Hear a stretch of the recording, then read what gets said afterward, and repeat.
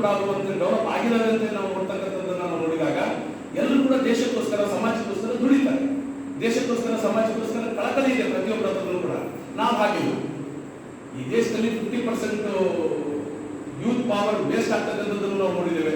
60% youths ಇದ್ದಾರೆ ಅಷ್ಟೇ, but ಅಲ್ಲಿ 10-20% ಅಷ್ಟೇನೆ ಹ್ಯೂಮನ್ ರಿಸೋರ್ಸ್ ಯೂಸ್ ಆಗ್ತಕ್ಕಂಥದ್ದನ್ನು ನಾವು ನೋಡಿದಾಗ ಬಹಳ ಕೇಂದ್ರದಾಯಕವಾದಂಥ ವಿಷಯಗಳೆಲ್ಲವೂ ಕೂಡ ಎಲ್ಲರೂ ಕೂಡ ಸಾಧಿಸಬೇಕು.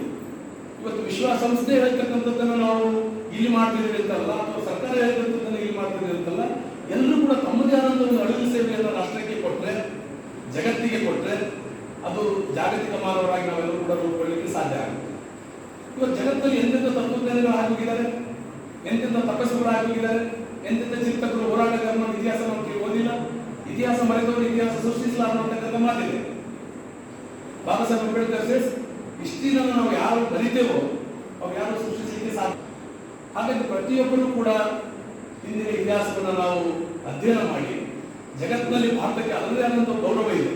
ಆ ಗೌರವವನ್ನು ಉಳಿಸಿಕೊಂಡು ಇವತ್ತು ವಿಶ್ವ ಪ್ರೇಮ ಏನಾದರೂ ಇದ್ರೆ, ನಮ್ಮ ಏನು ವಿಶ್ವಸಂಸ್ಥೆಯ ಉದ್ದೇಶ ಇದೆಯಲ್ಲ, ಅಹಿಂಸೆ, ಶಾಂತಿ, ಸೌರತ್ವ, ಸಹಕಾರ, ಪರಸ್ಪರ ಒಬ್ಬರು ಗೌರವಿಸ್ತಕ್ಕಂಥದ್ದು, ಇದು ಭಾರತದಲ್ಲಿ ಗಡ್ಡೆ ಬಂದ್ಬಿಟ್ಟಿದೆ. ಅಫ್ಕೋರ್ಸ್ ಅರ್ಥದ ವಿಚಾರ.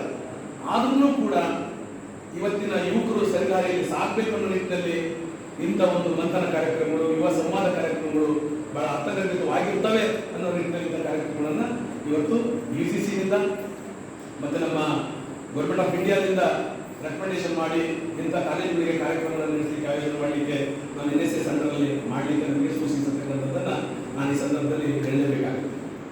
ಇವತ್ತು ಯುವಕರು ಇವತ್ತು ಜಗತ್ತಿನಲ್ಲಿ ನಾವು ನೋಡಿದ್ವಿ. ಮಹದೇಶ್ವರ ಸರ್ ಬಗ್ಗೆ ಒಂದೆರಡು ಮಾತಾಡಲಿಕ್ಕೆ ನಾನು ಬಯಸ್ತೇನೆ.